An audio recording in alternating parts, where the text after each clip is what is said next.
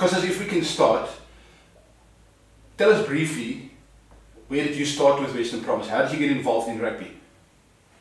Yeah, I got involved in 2004. I saw a massive opportunity in sports with digital perimeter advertising boards, what you see today on the side of the field, the digital boards. And I saw it as a great opportunity to start generating a lot more revenue for the stadiums. At that time, I had no involvement with the stadiums. I took this idea to Megapro, who had the rights, and I then, along with them, went to the presidents of all the rugby stadiums, including Western Province Rugby, and presented this. They liked the idea very much. They wanted to get involved with it. And unfortunately, Megapro kind of hijacked that idea and went and bought a company that did this and sidelined me. I built a relationship with Brian van Zyl, and when the contract came up for renewal at the Sharks, I went and offered a very lucrative deal to them to take over at the Sharks. That relationship grew from strength to strength, and I generated them a lot of revenue. And Rob Wagner realized that and started talking to us as well. Their contract with Megapro came to an end at the end of 2012. They were only earning R1.5 million in terms of advertising revenue. I offered them 8 million rand without a test and 9 million rand with a test, and to put all the technology into the stadium. Well, that was a major deal for them, and they gave me the rights at the end of 2012, starting 2013. Obviously, the honeymoon didn't last very long. How long did that honeymoon period last, and what caused the breakup in this relationship between you and Western Province? On the contrary, the relationship went really, really well. The first few years went great. We had one mishap with Rob Wagner at the end of 2013, where we had all the advertising rights in the stadium, and those rights included advertising that they'd given to sponsors. And at the end of 2013, those advertising rights came back to us, and we could give them to Western Province to sell on to the sponsor at a reduced rate, or we could deal directly with the sponsor. But we paid them a guarantee for all of that advertising. That was what was included in the 9 million rand. Rob Wagner went ahead and just re-signed those sponsorship deals, including the advertising that was supposed to come back to us. So it was a clear breach of agreement. We had a scrap about that, but he realized his mistake and he undertook to correct it. And from there on, we were absolutely fine. We had no issues with Western Province Rugby right up until Paul Sachs entered the fray. You speak, I mean, obviously we know what happened since, you know, they were liquidated last year and stuff, and that's caused a lot of friction. You went to court, you lost that case. Tell us briefly about what made you decide after the court case was lost that you were going to carry on. Well, you know, the idea that we lost the court case is not the whole truth, and let me provide some information on that. So what we were doing was we were opposing the liquidation. We went to the courts to say, hang on, there's something not right here. This is contrived. They were dealing in our rights. They were breaching all of our agreements. They continued to deal with our rights with their sponsors. We took them to court. We got an order of court that they stop dealing in our rights. They continued. We got a contempt of court, and then they ran out of ideas, and all of a sudden now there's a liquidation. And when you oppose a liquidation, there's no way of an inquiry. You can't say, well, let me go and look at the books. You present your financials, you present what you want to present to the courts, and the court's going to decide whether it's necessary to liquidate. And if the shareholders are saying there's no way of us continuing support here, then there's no way of us being able to substantiate anything else. The judge said he sees the ulterior motive, but it's not the predominant reason. And then he says, well, we don't substantiate the allegations that we were making. Well, how are we supposed to substantiate that? If there was an inquiry before, then it's a lot easier to substantiate. But there isn't, and that's part of the law that confuses me, because we're only doing the inquiry now, and that would have been a lot more beneficial to us then. So the bottom line is that he allowed the final liquidation to go through, based on the fact that we couldn't substantiate. The other part that I don't understand is Thello Wakefield goes out to the press and he tells the press and the public exactly why he's liquidating. He says it's because of the contracts with us. He says that they're unfavorable contracts. He says that they've tried, we got court orders against them and they had to do something else. That something else being liquidation. So I don't understand, again, how that works. When somebody is outright saying that, surely, that's a confession in my view. But the law works in a different way, and we had to accept that, and I do accept the judge's verdict on that. But it never ever stopped the fight. At the beginning of this, I said that if they continue with the liquidation, there would be a fight about this for a long time to come, because I understood that the process doesn't just end there. And finally we're at the part of the process where we can really investigate and understand how they got to this point. You are obviously speaking here about the sections 417 inquiry. Yes. Please give us a bit of background. I mean, for the layman, what is such an inquiry involved, and how deep does it go? What powers does it give you? Well, it doesn't give me any powers. It gives the commissioner powers. So the master of court allows a commissioner to be appointed. That commissioner is a retired judge, Judge Bertelsmann, and he's coming down from Johannesburg to run the inquiry. And basically the inquiry allows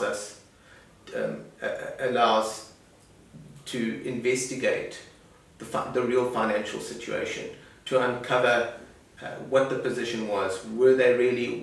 Where are the assets? Was there money movements? Are there any irregularities? What are the irregularities?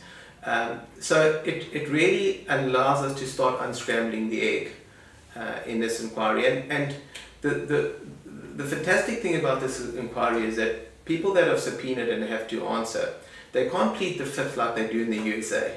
They have to answer. So there's no skirting around the issues. And as far as I'm concerned, the numbers don't lie. So it gives us this opportunity to really dabble into that and understand the real situation. Because you also have a damages claim, about 270 million, if I understand correctly. Yes. Is this run concurrently with the inquiry, or is that waiting for the inquiry to be completed? How does the two tie in? Yes.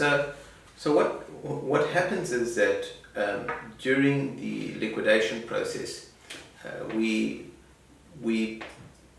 put forward our damages claim, and the liquidator can oppose it or allow us, approve it. And the liquidator even said in his papers that there's surely going to be a damages claim, and he didn't even come to us question it. He just rejected it outright. And based on that, we have summoned him, and we've taken it to the courts to prove our claim, and that is currently in the courts now to prove our claim. And once we prove the claim, and that claim is based on real numbers. It's based on our costs, on the revenues we were generating every year, on invoices that we have, on contracts that we've got in place. So it's not a thumb suck. There's every single number that's in that claim is quantifiable. The general public might go, well, geez, that's a hell of a lot of money. How do you get to such a big figure? Well, the truth of the matter is that one of the contracts was for 7 years. We had 7 years left on it. And we had built this business up to generate quite a lot of revenue, advertising revenue. And our costs are low. We kept It's very technology driven. We built this business up and we were generating decent revenue. So if you compound that over a 7-year period and bring it back to net present value, it works out to be quite a substantial number. And the same thing with the second contract. The second contract, we invested in 2015, the year in 2015, the year that they claimed they were insolvent. We invested about 15 million rand into the stadium. That was high density Wi-Fi. We did an official application for them. We built studios for content. We had a team of about 15 people developing content. We developed our own unicast system. We developed our own gateways. We had our own cameramen, camera equipment. So we invested a hell of a lot of money to run this project. And the project was driven around Western Province Rugby trying to get people back into the stadium. The whole idea was to produce an application that the 3 million supporters could reconnect with the franchise and start driving people back. The problem with that was the only right that we had some value on in that respect was they gave us some digital rights, which pretty much allowed us to do all the behind the scenes filming and for us to push about 6 minutes of highlights during the game onto the official Western Province Rugby app. This right was held by by SuperSport, and that contract was expiring at the end of 2015. So we went to SARU, and so did Western Province Rugby, and they said, please guys, when you renew your contract, be aware that we have given some rights, not exclusive rights, to Aerios to produce some highlights for us. Everyone was fine with that. We got communication back from SARU in this respect. They said that they understood the position. Yuri went and sold those rights directly to SuperSport. Ignored the rights that were given to us. So when the year started in 2016, well, SuperSport were upset. They said, well, we've paid you guys billions of rands for all this broadcast rights, which included exclusive rights to any digital content to push to mobile devices. And we have exclusive rights to access, in other words, cameras into the stadium. So now the only rights that we had been really substantially given was to have behind the scenes cameras and to get some highlights. Western Province decided now that they were going to breach that. They weren't going to give that to us. So that's where the problem really started. It started with that we had just put 15 million rand into the stadium for some rights, and now they weren't even giving us that. If we can move slightly on, I mean, obviously it's a lot of money, but subsequently the inquiry is about to start, and obviously you feel that some people weren't honest or were rather economical with the truth in the build-up. Are you confident that these people will be exposed for their wrongdoing or for their dealings, be that deliberate or accidental? Yeah, look, I'd be very concerned if I was in their position, especially the directors of Western Province Rugby. And by the looks of things, I mean, I'm not exactly sure how the system there works, but to me, it's clear that the directors have got a lot to answer for. So I would let the 417 inquiry run its process, and let the inquiry tell us who's at fault and to what extent. And once that inquiry is done, we'll see exactly who has done what. But my view on it, knowing the process since the beginning, knowing what I was going through with Western Province Rugby, I've always claimed that this was a contrived liquidation with ulterior motives. And based on that, I have to be confident that there are going to be findings in this inquiry. Costas, obviously Western Province was bailed out by Rengra. I mean, that's common fact. Rengra has admitted to us and to other media outlets that they've loaned them in excess of 40 million Are you happy with the role that Remgro played? Are you uncomfortable with the role that Remgro played? Will they be part of this inquiry? Yes, I think ultimately they will be. I think you've got to look at it from a little bit further back to when they actually invested into Western Province Rugby and to the reasons why they invested. If you look back, the chairman of the finance committee, the ex-chairman of the finance committee, I think he was there from around 2003 to 2006. I'm not sure. Phil Kilroy. He came out and addressed the general council, and it was quite a big article.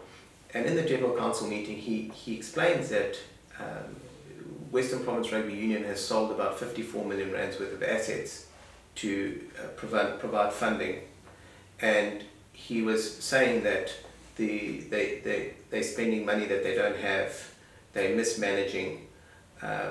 That he explains that they've only got two real valuable assets, being the shareholding in the company, which was 75.1%, and the other being the actual stadium. And he said that they should never be forced to sell that, because that is an important asset for them. So in 2007 they ran at a 12 million rand loss, and then I'm not sure the year, but it was after that Remgro invests. So the question that I have is, was it ever a good investment? You see that it has been running badly for years and years, since the early 2000s, but you invest. So my view on that is that it's purely a sentimental purchase. It's not a purchase for value that you're going to make money. I mean, Remgro is a massive company that their needle has to move a lot before they invest and spend a lot of money. And we know that with other sports franchises that they invest in, that it's a sentimental purchase. It's because of the love of the sport. The idea now that, and the problem is that they only had 24.5%. So they didn't have many seats on the board. They had no real control. It was always a very difficult. Rupert has come out publicly on numerous occasions saying it was a very difficult relationship, and they weren't really allowed in. So this situation posed as a very good opportunity for Remgro. Western Province Rugby were coming to them saying they've got these difficulties with Aerios. They've got, and to use the words of Thello Wakefield, they have to do something different, and the different was the liquidation. So when they were saying to them, well, we need to liquidate, it didn't take much, and they already showed that they were cash strapped. It didn't take much for Remgro to understand that, well, if they're in a difficult situation like this and they liquidate, well then we're in a prime position, because they're going to need our help to do it, and they're going to need our money to do it. So what happens when we come out on the other side? Well, when we come out on the other side, also knowing that, sorry, we're going to vote to allow private companies to own up to 75.1%, this posed as a perfect opportunity to Remgro. Remember, they also bought Boerland, and one of the conditions of that was that they voted in favour of the 75.1%. They had the Bulls, now they've got Western Province. They're moving in the direction that they wanted to go. So they come along and they give them the first loan. That loan is given in October. So we were in litigation. We were having a tough time from Western Province Rugby to pay us the money that they owed us. They had every excuse, they didn't owe it to us, blah, blah, blah. It was a whole story. All of a sudden in October, they are chasing us to pay us. And we go, oh, what is going on? How come they all of a sudden want to pay us? So that first loan that was given to them was literally given to us to take us off as a creditor. Because now that if we paid, we're no longer a creditor, no longer a liquid creditor, and therefore we don't have any voting rights. And it leaves only three creditors. It leaves Western Province Rugby Union, the creditor that put them into liquidation. It leaves Remgro, and it leaves FNB. And remember that Remgro is a shareholder of FNB, they're a shareholder of FirstRand, I think about 25%, and that equates to about 9% of FNB. So that relationship is very strong. And also FNB has got security over the union. And FNB is a 19 or 22 million rand creditor, and Remgro is a 6 million, and Western Province is an 11 million. So they pay us the first. The second loan is given to them when they enter into liquidation. Just before liquidation again, to pay the salaries. And then another loan is given to them just after liquidation, when final liquidation order is passed, to keep it as a going concern. In other words, they were scared they were going to lose the contracts of the players, and in order to move things from the left hand to the right hand, they had to keep those contracts in place. And then the final loan that they give them is 20 million rand to buy the assets. So they loan them to Western Province Rugby Union to buy the assets. So that puts Remgro in a very unique position. So Remgro now has got a position where all the money that they've loaned to them is they've got security over the union, and the union has got some considerable assets. And they know that Remgro is in a very poor cash situation. So they had a choice to convert those loans, that equity, to shares. And if anything didn't work out the way they wanted it, then they could pull the plug and say, well, pay that money back now, and you've got assets to do that. My view on this is that it was becoming quite onerous. Yanni says that there's conditions set by Saru, and that's why they're pulling out.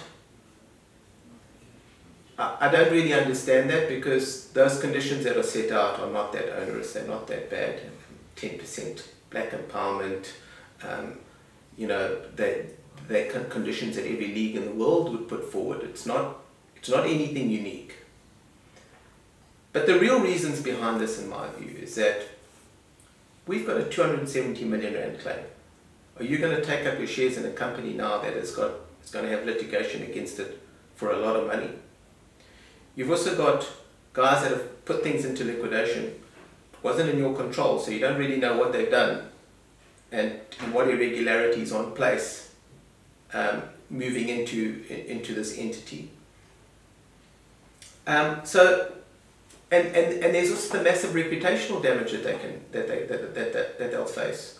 So put all that together, that seems a lot more probable that you would not go forward with Western Province Rugby Union into this new entity with all of that. But my issue is around why. Why did you back this? What was the point of it? I get that there was something for you at the end of the tunnel, but you've allowed someone to do a severe dirty on us. And a company like Remgro, with the acumen that they've got as a company, I find that mind-boggling that they would place their reputation at stake for something like this. But it's done, and what's done is done. Because I understand that your real battle is not necessarily with Remgro, but more with Western Province. But the shareholders obviously all played a role, and I think there was an evaluation done of the assets and all the value of Western Province Rugby as a company. Were you happy with that, or what is the situation there? Yeah, so in respect of the battle, the battle is to uncover and to understand exactly what role each shareholder played, and what role the management played, and what role third parties played, which includes sponsors, PwC, Liquidator. So that is what we're out to uncover. The valuation and how those assets were bought, well, there's a lot to be investigated with that. The valuation was done by PwC. It was commissioned by the 2 out of the 3 creditors.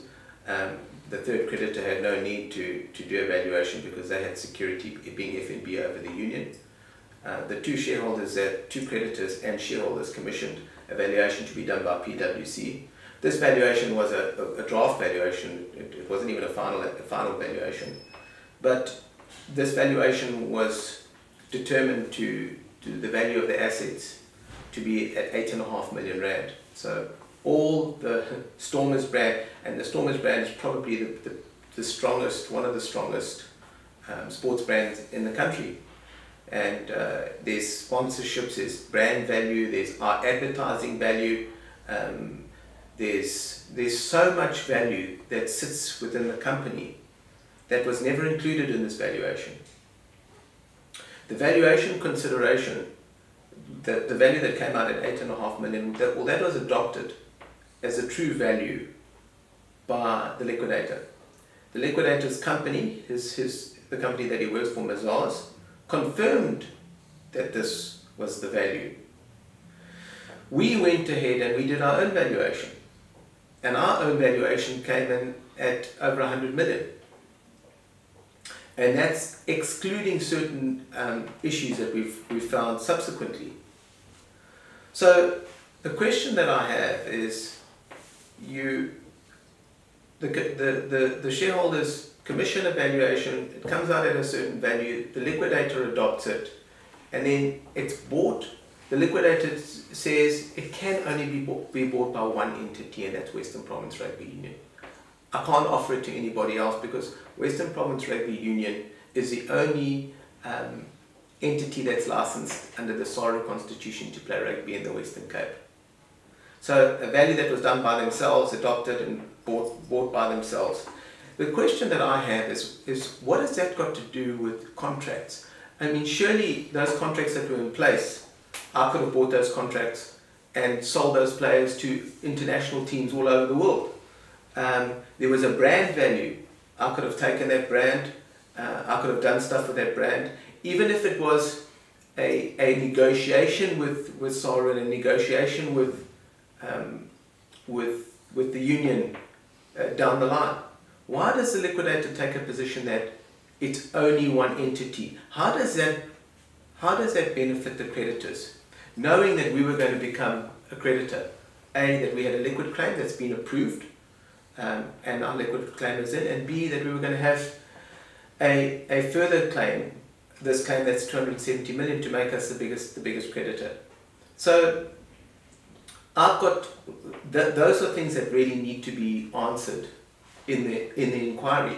Is how do you, as the independent liquidator, allow this to happen? Why don't you do your own independent valuation? Why don't you introduce the intangible assets as part of the valuation? The valuation formulas that we used were incorrect for a valuation of this nature. So to value that brand at 8 million and sell it back to the same people that have put the previous company into liquidation, and then the liquidator claims, well, they're willing to pay 19 million, but they're only willing to pay 19 million because there's a creditor there that you're going to have to pay anyway. That creditor that's got 22 million, you're going to have to pay him anyway because he's got security over your union. So there's a lot of diversions in all of this, and it's very easy to get away with them when there's no one behind you picking up the pieces and piecing it all together again. But I think what is important for them to understand is we are here picking up the pieces, and we're here piecing it together again. And it's, to me, the analogy is like when a Boeing 747 goes down and they rebuild the whole plane from scratch to find out exactly what caused it to crash. And that is what we will do. We will rebuild that plane until we find out exactly what happened. There is no way I'm going to let them get away with it. They make claims like, yes, you know, he made these allegations during the court and they lost, and he came out and Wakefield said, you know, we've been vindicated, these allegations that he was making were false. Well, I could never ever prove those because I didn't have any of that information. This is our time to prove that. The inquiry is what will do it. This is where you get vindicated or you don't get vindicated. So we're ready to continue the process. Because there's one thing I must ask, and I think most laymen like myself will ask, why are the stadiums, I mean, we know they've got Newlands, they've got the place in Claremont, they've got the practice fields in Belleville. Why are these not included in evaluations like that? I mean, surely Newlands is worth more than 100 million. Yes, it's a good question. You know, the way they operate, the Western Province Rugby Union and the PTY, so the PTY is the commercial arm, Western Province Rugby Union is a so-called non-profit, and the commercial stuff is all run through the PTY.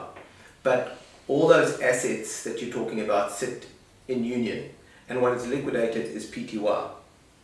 But if you look at the staff, the members, the CEO is a member of Union, and he's a member of, and he's a CEO of PTY. There is just countless stuff that they're so intertwined. It's like one entity.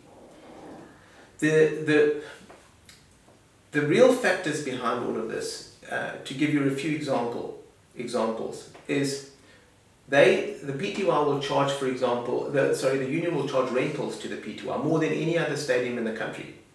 I think in their papers they were charging 13 million rand a year rentals. But then they would make the PTY pay for all the refurbishment costs. We asked for lease agreements, apparently there are no lease agreements. The Belleville Training Centre, they make PTY pay for all the refurbishment costs of those. The massive renovations that they did in 2007 was all PTY driven.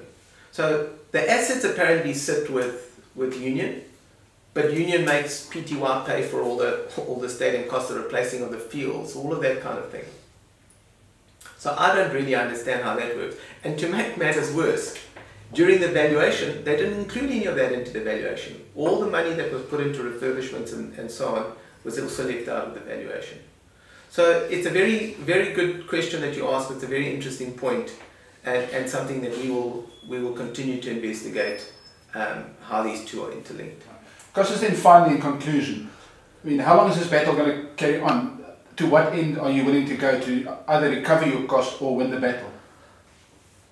Yeah, so if I was in their position, I'd want to clear our reputation and build the brand back up, and not drag this on for years and years to come. I asked for that right at the beginning. I said this liquidation shouldn't happen because it is going to compromise the brand and compromise the sport that the public love. This is the Western Cape's favourite pastime. The problem here is that I have an obligation to uncover the truth, and I have an obligation to our company and our shareholders, and based on that, I've got to continue the fight and prove our claim and our case. This depends on all the obstructions that they put up. If they allow us to go to the urgent courts and allow us to prove our claim, and they don't try and delay it, then it'll move quicker. If Remgro comes to the party in terms of the inquiry like they promised to do, then everything will move quicker. If they give us all the documentation that they're required to do and they don't try and put up roadblocks, everything will move quicker. But be that as it may, even if it takes us years and years, we will continue this until everything is uncovered. But in my view, it would make a lot of sense.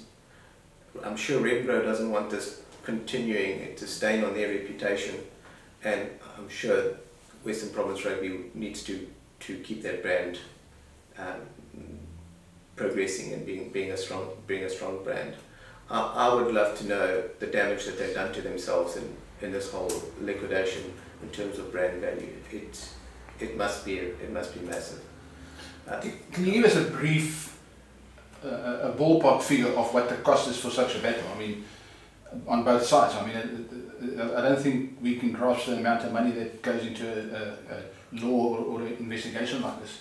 Multiple millions. multiple millions. I mean, you know, from our side, we've got specialist liquidators that are analysing the liquidators, what the liquidators done. We've got forensics guys. We've got specialists around, because it's a lot to uncover. It's a lot of documentations, advocates, attorneys, you know, paying for courts. It equates to a lot of money. But at the end of the day, it has to be done, and I stand by, you know, my advices on this, that this is the right thing to do. Thank you.